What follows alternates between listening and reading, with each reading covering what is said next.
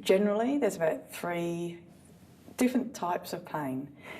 The commonest sort of type of pain that most of us have experienced is what we'd often call acute pain, often after an injury or overdoing things, headaches, some very sort of short-term pain, more what's called nociceptive pain, so that the pain receptors carrying those pain messages so that we know we need to either get away from the hammer that's just, you know, hit our thumb and it's sore, or that we've just fractured our ankle or we've just twisted our ankle.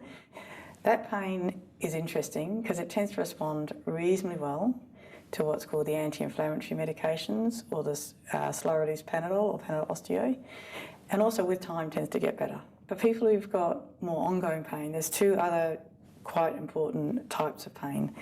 One is one called inflammation or inflammatory sort of pain. So people who might have rheumatoid arthritis, sometimes widespread pain, might have a diagnosis of fibromyalgia.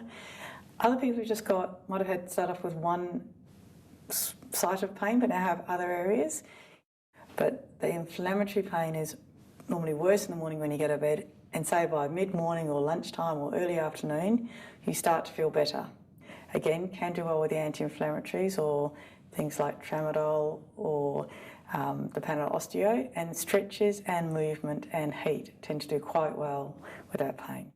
The third type of pain, which for most people is not that common, but in people who have ongoing pain is actually really common. Okay, and that's something we call neuropathic pain. Some people might know somebody who've had, say, shingles or diabetic neuropathy or sciatica or leg pain going into the foot. They're sort of classic examples of neuropathic pain and usually associated with a specific disease that we can say this is what's causing that pain. That pain is often burning, shooting. If you touch the area of pain, it's often really painful when you wouldn't otherwise expect it to.